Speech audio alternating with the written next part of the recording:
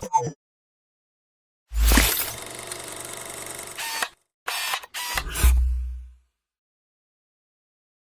से लगभग लाखों वर्ष पहले सत्य युग में अवंतिका यानी कि आज के उज्जैन कहे जाने वाले नगरी के समीप रत्नमाल पर्वत पर स्थित एक गुफा में दूषण नामक असुर का वास था। पर एक असुर होते हुए भी उसकी शक्तियां सीमित थीं और यही कारण था कि सिर्फ रत्नमाल पर्वत के अलावा उसका आधिपत्य और प्रकोप कहीं और था ही नहीं। पर दूषण दिन रात सिर्फ अवंतिका ही नहीं बल्कि पूरे पृथ्वी में अपने राज्य विस्तार का स्वप्न देखा करता था। उसकी भी कामना बाकी ताकतवर असुरों की भांति पूरे संसार में राज्य करने की थी और वह भी ताकतवर असुरों की भांति प्रकृति को भोगना चाहता था। पर उसे भूतकाल में हुए बाकी असुरों के दुस्साहस का परिणाम भी ज्ञात था। उसने एक असाधारण और बेजोड़ शक्ति की प्राप्ति के लिए ब्रह्मदेव की तपस्या करने का निर्णय कर लिया। फिर दूषण रत्नमाल पर्वत के जंगलों में ही ब्रह्मदेव की तपस्या में लीन हो गया। उसने लगातार कई वर्षों तक ब्रह्मदेव की घोर तपस्या की। कई दशक बीतते चले गए पर ब्रह्मदेव अब तक प्रकट न हुए। पर दूषण ने भी हिम्मत न हारी और वह लगातार तपस्या में लीन रहा। फिर एक दिन वह घड़ी आ ही गई जब ब्रह्मदेव दूषण से प्रसन्न होकर रत्नमाल पर्वत पर प्रकट हुए और दूषण को घोर तपस्या से जगाकर अपना इच्छुक वरदान मांगने को कहने लगे।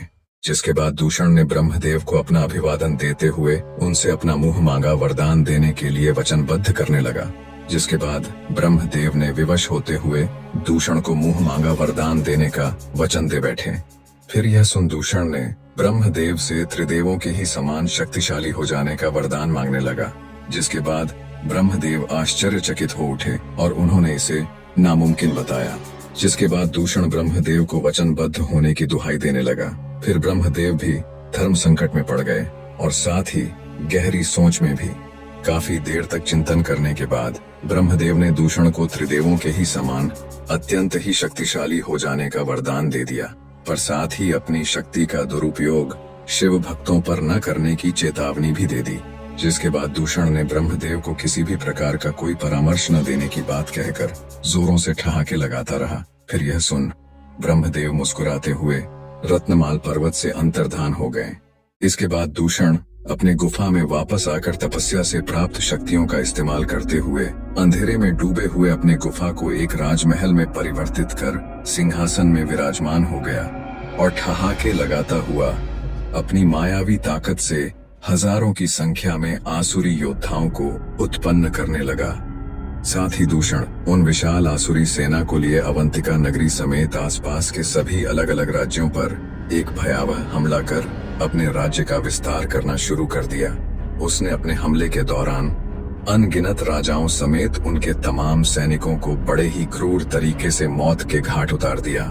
दूषण ने बेहद कम समय में ही अवंतिका समेत कई राज्यों और कबीलों को अपने अधीन कर लिया था।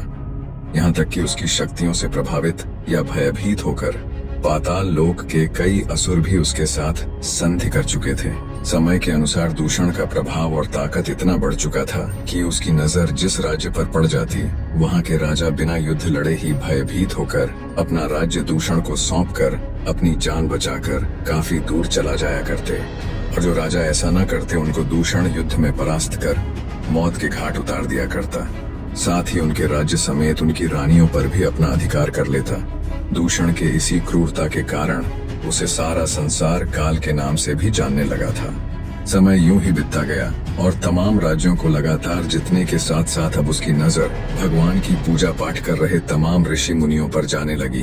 भगवान की पूजा पाठ करता देख वह साधु संतों से ईर्ष्या करने लगा था। उसने सोचा कि जब पूरा राज्य उसके अधीन है और वो स्वयं ही त्रिमूर्ति की भांति अत्यंत शक्तिशाली भी है तो यहाँ भगवान की ही जय जयकार क्यों? जय जयकार तो सिर्फ दूषण की ही होनी चाहिए क्योंकि वही तो है सबका करता धरता। जिसके बाद दूषण ने अपने आसुरी सैनिकों को अपने अधीन राज्यों में ऋषि मुनियों और प्रजा द्वारा हो रहे सभी भगवान के पूजा पाठ को बंद करवाने का आदेश दे दिया। इसके बाद दूषण की आसुरी सेना साधु संतों के साथ साथ सभी प्रजा को भी भगवान की पूजा पाठ तत्काल ही बंद करने के लिए दबाव डालने के साथ साथ भयभीत भी करने लगे।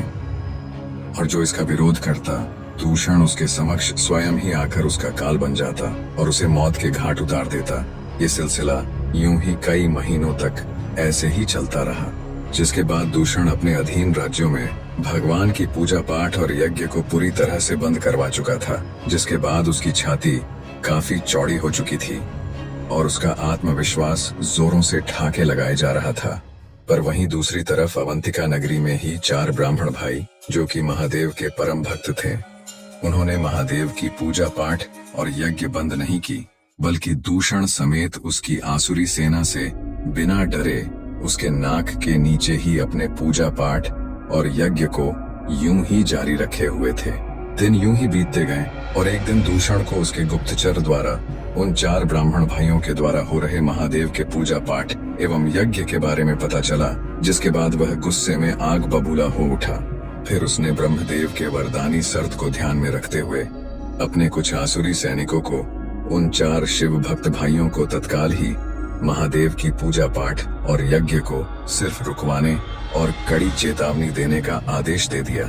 जिसके बाद दूषण के आसुरी सैनिक उन 4 ब्राह्मण शिव भक्त भाइयों के समक्ष आ खड़े हुए और थोड़ी नरमी से महादेव की पूजा पाठ एवं यज्ञ को तत्काल ही हमेशा के लिए बंद करने की बात कहने लगे, जिस पे उन 4 ब्राह्मण भाइयों ने उन असुरों को इसके लिए साफ साफ इनकार करते हुए तत्काल ही अपने आश्रम से वापस लौट जाने की बात कहने लगे।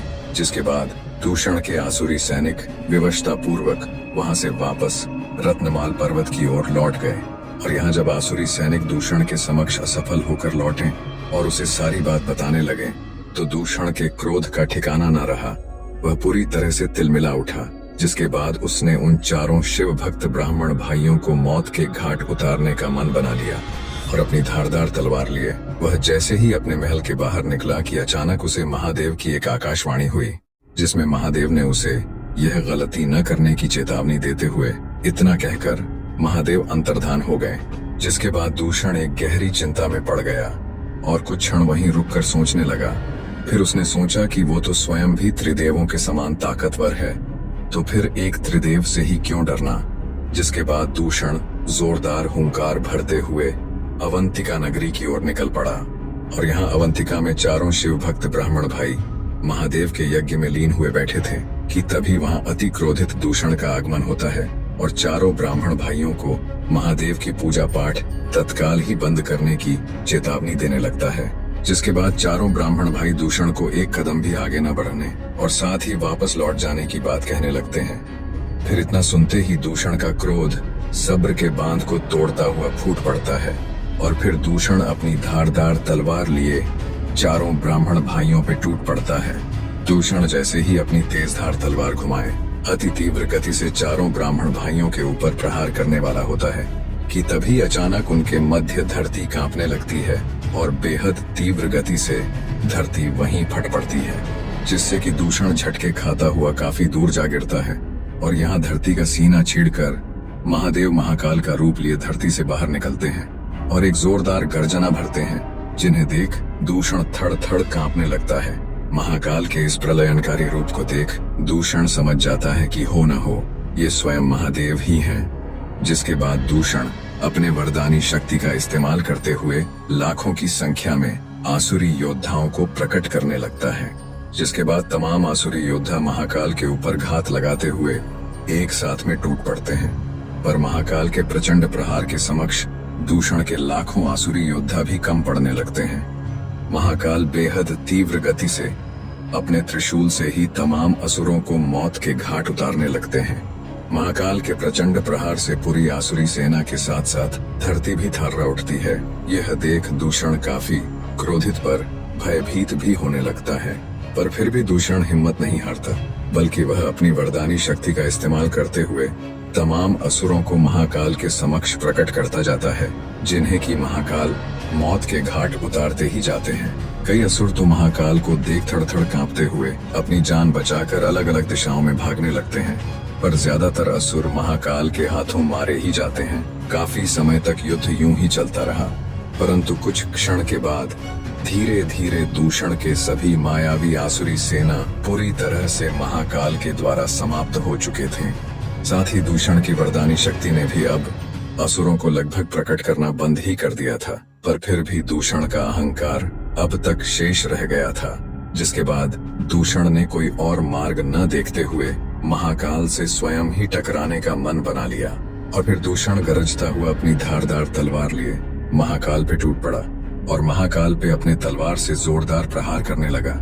पर महाकाल ने उसके हर प्रहार का जवाब अपने त्रिशूल से देते हुए दूषण को अपने एक ही मुक्के के प्रहार से काफी दूर फेंक दिया और फिर महाकाल हवा में काफी तीव्र गति से उछलते हुए धरती पर पड़े कराह रहे दूषण के समक्ष आ खड़े हुए और अपने क्रोध की प्रचंड तेज अग्नि से दूषण को वहीं जलाकर भस्म करने लगे।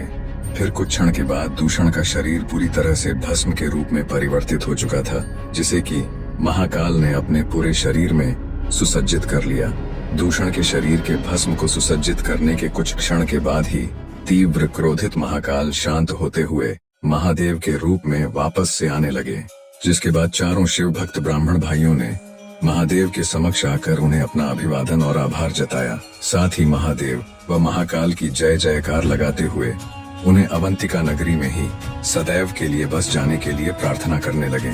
अवंतिका नगरी में अक्सर दुश्मन राज्य के राजाओं का आक्रमण, साथ ही दिन पर दिन असुरों के बढ़ते हुए खतरों को भी चारों ब्राह्मण भाइयों ने महादेव के समक्ष रखते हुए वे प्रार्थना करते ही रहे, जिसके बाद महादेव ने अपने चारों भक्तों से बेहद प्रसन्न होते हुए उनके समक्ष एक दिव्य ज्योतिर्लिंग प्रकट कर वहीं स्थापित कर दिया। जिसके बाद महादेव ने इस दिव्य ज्योतिर्लिंग के होते हुए पूरे अवंतिका नगरी के ऊपर किसी भी प्रकार का कोई आंच न आने का आश्वासन देते हुए वहां से अंतर्धान हो गए। फिर चारों ब्राह्मण शिव भक्त भाई खुद को और पूरे अवंतिका को बेहद भाग्यशाली समझते हुए सभी अवंतिका वासियों को साथ में लिए उस दिव्य ज्योतिर्लिंग की पूजा पाठ आरंभ कर दी और साथ ही उस ज्योतिर्लिंग को एक नाम भी दे दिया जो कहलाया महाकाल।